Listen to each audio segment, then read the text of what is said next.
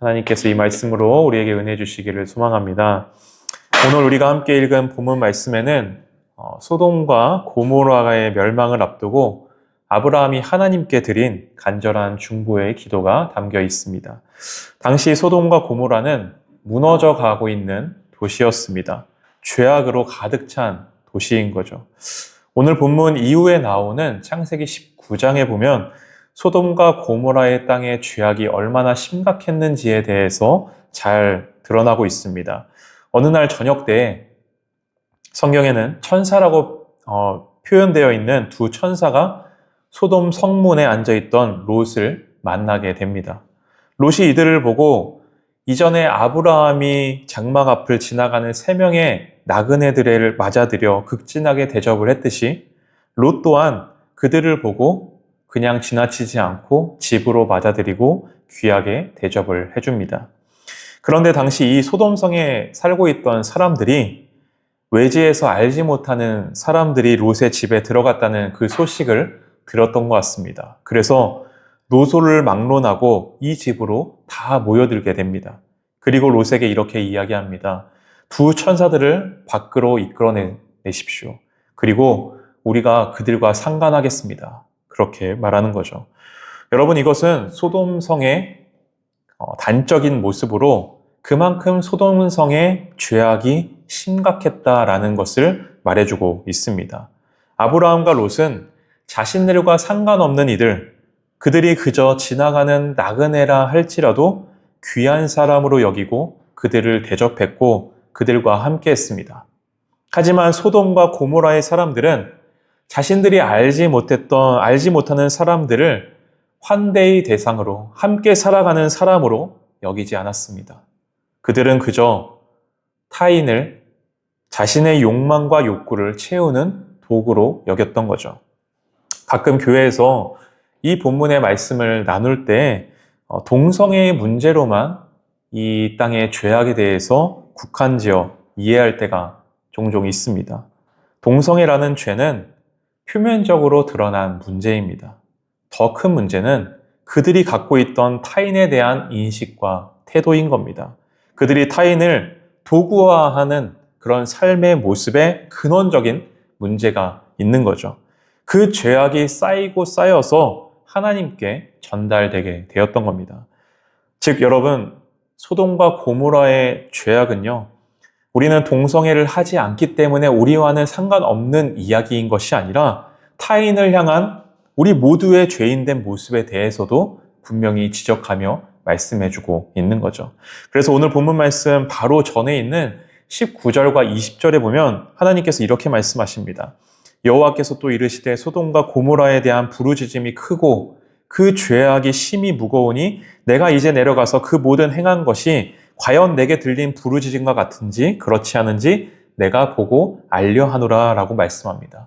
마치 출애굽 전에 이스라엘 백성들이 애굽에서 노예로 지낼 때 애굽 사람들에 의해 고된 노동과 힘겨운 그 노예살이로 고통을 당하던 그들이 신음소리를 내며 하나님께 간절하게 부르짖었듯 소돔과 고모라 사람들에 의해 고통을 당하는 이들의 그 부르짖음이 하나님께 상달되게 되었던 거죠. 여러분, 이런 가운데 아브라함이 소돔과 고모라 땅, 그 땅에 살아가는 그 죄악이 가득한 그 사람들을 위해 중보기도 하고 있는 겁니다. 본문의 시작은 이렇습니다. 그 사람들이 거기서 떠나 소돔으로 향하고 아브라함은 여호와 앞에 그대로 섰더니라고 말씀합니다. 여기서 우리는 아주 중요한 장면을 목격하게 됩니다. 아브라함은 하나님 앞에서 떠나지 않고 그대로 서 있었다라는 사실입니다. 그는 분명히 하나님께서 소돔과 고모라 성을 멸하실 뜻을 분명히 알고 있었습니다. 그래도 아브라함은 물러서지 않은 겁니다. 떠나지 않고 피하지 않았습니다. 그 자리에 서서 하나님과 마주하는 거죠. 이 장면은 단순한 육체적 위치를 말하는 것이 결코 아닙니다. 여호와 앞에 섰다는 것은 그의 내면이 하나님 앞에 열려 있었고 또 하나님을 향하여 있었다라는 것을 말해주는 거죠. 어찌 보면 여러분, 죄악으로 가득한 이 소돔과 고모라 성이 하나님의 심판에 의해 멸망당하는 것은 마땅한 일일지도 모르겠습니다. 하지만 아브라함은 그렇게 여기지 않았습니다. 아브라함은 그 도시에 살고 있는 사람들을 생각했고 그 땅에 살아가고 있는 조카 롯뿐만 아니라 그 안에 살고 있는 이름 모를 사람들까지도 그들의 삶을 품고 하나님께 기도하였던 거죠. 여러분, 이 장면은 마치 누가복음 10장에 나오는 예수님이 들려주신 선한 사마리아인의 비유를 떠올리게 합니다. 길가에 버려진 그 강도 만난 사람을 보고 제사장과 레위인은 그냥 지나치죠. 하지만 사마리아인은 그 자리에 멈춰서서 기름과 포도주를 발라주고 여관까지 데려가 돌보아줍니다. 아브라함도 그랬던 겁니다. 그는 무관심하지 않았습니다. 모른 척하며 그대로 지나치지 않았습니다. 그는 그 도시에 있는 이름 모를 그 사람들을 위해 발걸음을 멈추었고 하나님 앞에 서서 그렇게 하나님께 간절하게 기도를 했던 거죠. 여러분, 우리의 삶에도 이런 기도의 자리가 함께하길 소망합니다. 세상을 살아가며 수많은 만남과 여러 가지 사건들 속에서 누군가를 비난하고 판단하고 모른 척하며 지나가기란 쉬운 일입니다. 하지만 그 자리에 멈춰서서 누군가에게 관심을 갖고 그럼에도 불구하고 누군가를 품어줄 수 있는 자리에 나간다는 것, 그것이 진정한 우리가 가져야 할 믿음의 태도인 거죠. 아브라함이 하나님께 묻습니다. 주께서 의인을 악인과 함께 멸하시려나이까? 그는 하나님께서 정의로우신 하나님이란 것을 분명히 알고 있었습니다. 하지만 그는 그 정의가 사랑과 자비로 이어지기를 간구했던 거죠. 처음에는 그 땅에 50인의 의인이 있다면 그 50인을 위해서라도 그 땅을 용서해달라 기도를 합니다. 하나님은 이 아브라함의 요청에 수락하십니다. 그래서 내가 만일 그 성읍 가운데서 50인의 의인을 내가 찾으면 그 지역을 그들을 위해서 온 지역을 용서해 주겠다 말씀하시죠. 하지만 아브라함이 또 하나님께 또 이렇게 간구하는 겁니다. 만약 50명의 의인 중에 5명이 부족하면 어떻게 합니까? 5명이 부족하여 그 온 성읍이 멸망당하면 안 되지 않겠습니까? 그렇게 이야기하며 45명만 있다면 이 땅을 용서해 주십시오 라고 이야기합니다. 마치 하나님과 딜을 하며 협상을 하듯 아브라함이 하나님께 그렇게 요청을 드리는 거죠. 하나님은 이런 아브라함의 요청을 또다시 받아들이십니다. 그리고 그렇게 아브라함의 요청은요, 50명에서 45명으로, 그리고 40명, 30명, 20명, 10명까지 줄어들게 되는 거죠.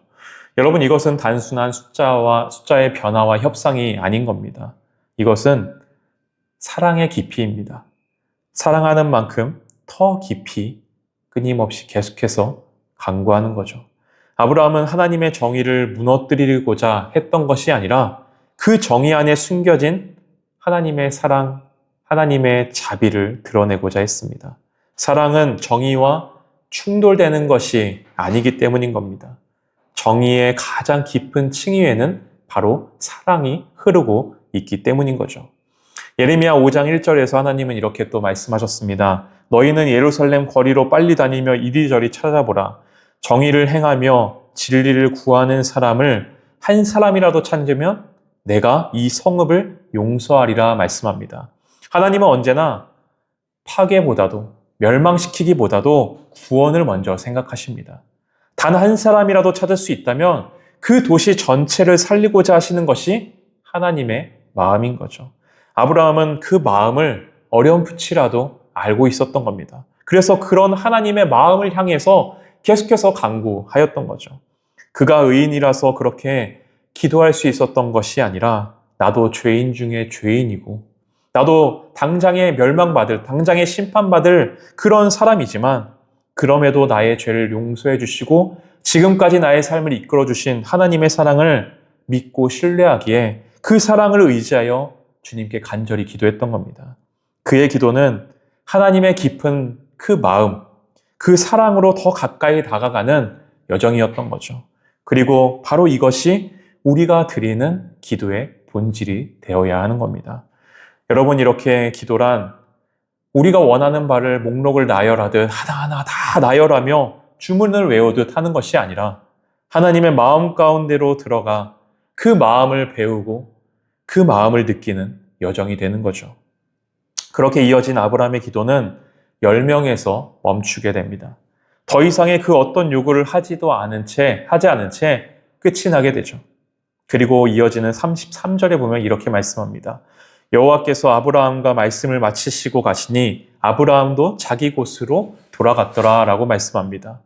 여러분, 왜 아브라함이 여기서 10명에서 멈추고 더 이상의 요구를 하지 않았을까요?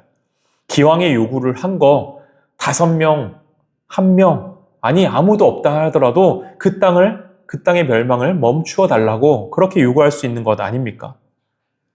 하지만 어느 순간 아브라함의 기도, 아브라함의 요구는 거기서 딱 멈춰 서게 됩니다.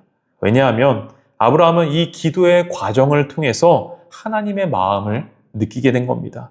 그런 하나님의 마음이라면 내가 하나님의 마음을 신뢰하고 하나님의 뜻이 이루어지기를 그저 모든 것을 내려놓고 결과는 내려놓고 하나님께 맡기자라는 마음으로 기도를 멈추고 자기의 자리로 돌아갔던 거죠.